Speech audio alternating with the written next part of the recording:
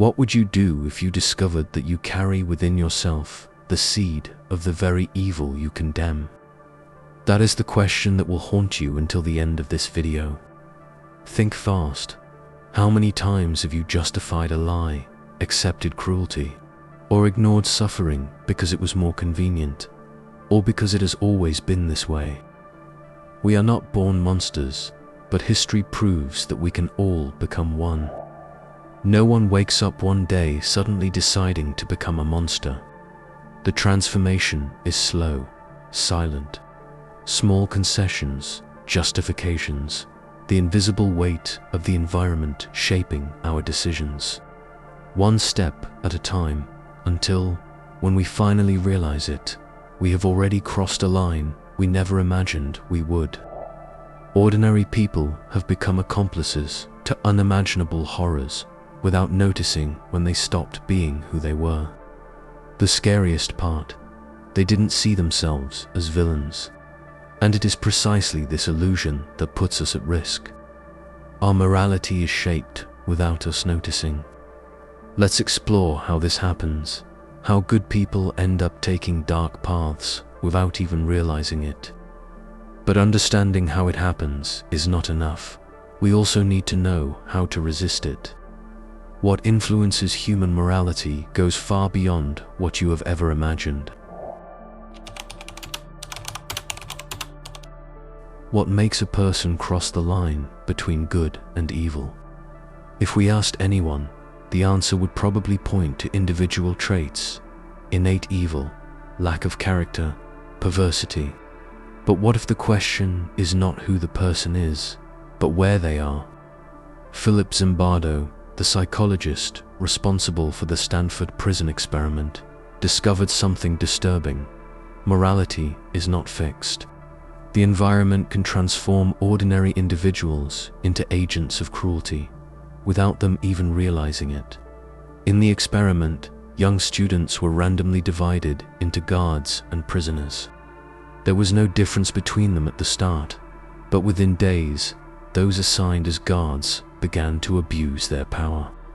The prisoners, on the other hand, became submissive, vulnerable, accepting humiliations as if they were truly inferior.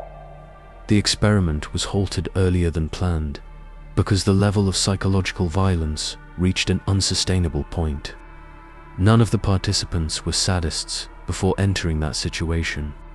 But within that environment, under those circumstances, something changed in them. What happened in those improvised cells was not an isolated case. The same phenomenon has been observed in real-world settings, such as military prisons, totalitarian regimes, and any place where the context allows normal people to become something they never imagined they could be.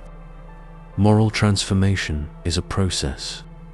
Small shifts in perception, a subtle change in how we see others, and suddenly, acts that once seemed unthinkable begin to appear justifiable. The context rewrites the rules of right and wrong, and without realizing it, we adapt to them. But there is still more to be observed. If a stranger told you to hurt someone, you would refuse, right? But what if that order came from a figure of authority? A scientist, a police officer, a superior at work. How far would you go just because someone in power said it was the right thing to do? Psychologist Stanley Milgram wanted to understand to what extent ordinary people would be capable of causing suffering if instructed to do so by an authority figure. In his experiment, volunteers were instructed to administer electric shocks to another participant whenever they answered a question incorrectly. As the mistakes piled up, the intensity of the shocks increased. The screams of pain grew more distressing, but the authority figure simply said, "Continue." What happened was terrifying. The majority of participants obeyed until the end, delivering shocks they believed to be lethal. They hesitated, trembled, broke into a cold sweat, but still followed orders. They were not cruel people. They were ordinary citizens. guided by the belief that the responsibility was not theirs, but belonged to the authority commanding them. The explanation for this lies in how we have been conditioned since childhood. From an early age, we learn to respect figures of power without questioning them. Parents, teachers, bosses, religious leaders. We follow rules because we believe those above us know what is best. But when this obedience becomes automatic, we lose our critical thinking. We stop asking whether what we are doing is truly right or just a reflection of an order we received. This experiment revealed something unsettling about human nature. Under certain conditions, the sense of individual responsibility disappears. We believe we are merely fulfilling our role, following rules, doing what must be done. But this logic has been used countless times throughout history to justify atrocities. And are you also living under this influence without realizing it?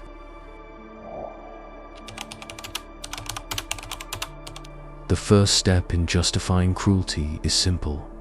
Deny the humanity of the other. When someone stops being seen as an individual and is reduced to a label, an enemy, a threat, a number, it becomes much easier to commit atrocities against them without feeling guilt. Totalitarian regimes have used dehumanization as a strategy to justify genocides. War propaganda portrays the enemy as savage, cruel, inferior. In polarized societies, rival political groups see each other as irreconcilable enemies.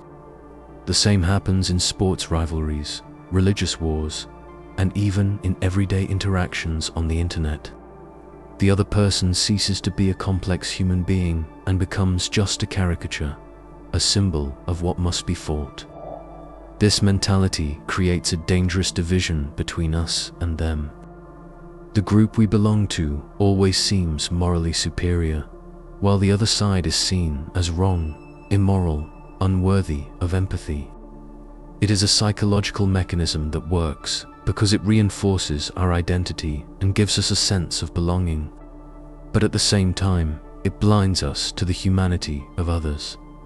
The digital age has amplified this phenomenon. Social media promotes narratives that reduce people to abstract enemies. Anonymity makes attacks, virtual lynchings, cancellations, and hate speech easier. When someone becomes just a profile or an ideology on a screen, it is easier to attack them without remorse. But if dehumanization is a trap of the mind, the only way to escape it is to recognize what is happening. How many times have we disregarded someone's pain because we automatically placed them in the group of others? How many times have we found ourselves justifying violence against those we perceive as different? If we are not careful, we can fall into this same pattern. And when that happens, we have already taken the first step on the road that leads to cruelty. The desire to belong is one of the most powerful forces shaping human behavior. No one wants to be excluded, rejected, or seen as different. And that is precisely why groups can transform individuals into something they never imagined they could be. When we are surrounded by others who share the same behavioral patterns, we feel an invisible pressure to conform, even if it means acting against our own principles. The Stanford prison experiment made this clear. What began as a simulation quickly became a real portrait of the power of conformity. The students who took on the role of guards were not instructed to be violent, but when they saw their peers behaving that way without consequences, they began to act the same.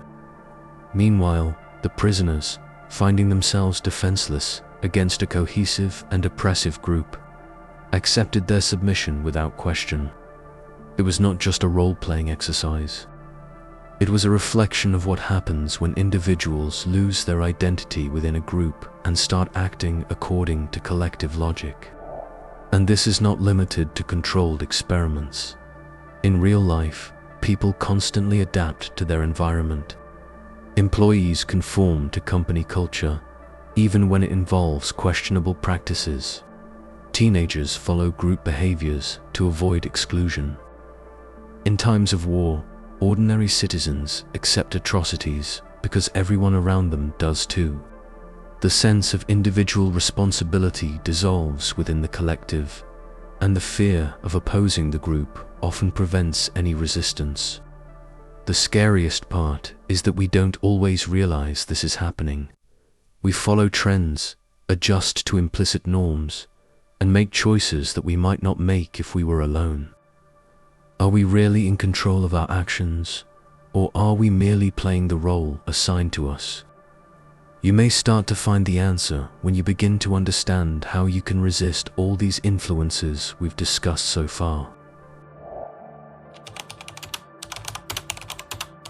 Recognizing our own shadows, according to Carl Jung, means understanding that we all have hidden aspects of our personality that we try to deny or conceal, such as our fears, impulses, and repressed emotions.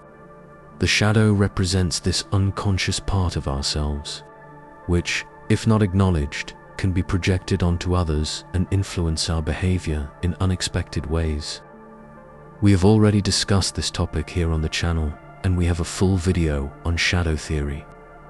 At the end of this video, you will find a card that will take you directly to that content, and the link will also be available in the description. Most people believe they have principles, that they know the difference between right and wrong, and that they would never do something against their own morals. But the truth is, our choices are not always as conscious as we think. Small decisions in our daily lives shape our perception of what is acceptable, and often we follow a path without realizing where it might lead us. How many times have you told a harmless lie to avoid a conflict, or laughed at a joke you actually found inappropriate, just to avoid being the only one uncomfortable? Maybe you witnessed someone being treated unfairly and, even feeling it was wrong, chose to stay silent because no one else spoke up. The line between what we consider acceptable and unacceptable is not fixed. It shifts gradually, almost imperceptibly. The problem is that by the time we realize we've crossed a boundary, it might be too late to turn back. That's why we need self-reflection, to ask ourselves, am I staying true to my values, or am I just adapting to those around me? Am I being lenient with something I know deep down is wrong? What am I ignoring simply because it's easier than facing the truth? Moral vigilance is not about living with guilt or paranoia, but about being aware of our own choices. It means questioning not just what we do, but why we do it. When we ignore this process, we become vulnerable to environmental influences, authority, and conformity. But when we develop the habit of reflecting on our actions, we become less susceptible to manipulation.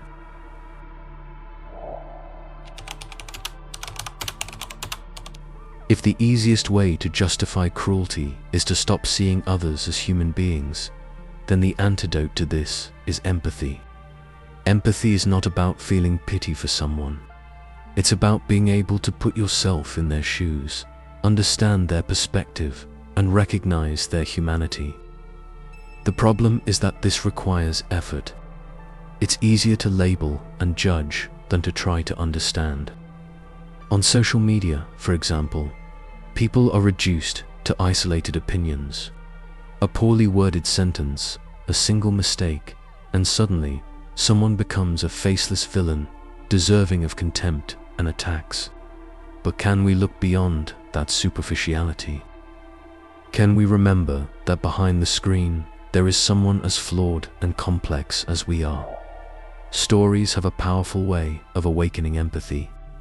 When we watch a movie, read a book, or listen to a personal account, we can feel another person's emotions as if they were our own. That's why one of the most effective ways to combat dehumanization is to seek out the stories of those around us. Understanding realities different from our own helps us see that no one is just the label they've been given. When we stop seeing others as human beings, we become part of the problem. But when we choose to look beyond appearances, we create a space where dialogue and understanding can exist. And that will determine which path we take moving forward. Group influence is not always explicit. Often, it manifests subtly through unspoken norms and the feeling that this is just how things are. If everyone around you accepts a certain behavior, the natural tendency is to believe it is normal. This happens in the workplace, in social circles, in specific cultural environments, and even within families.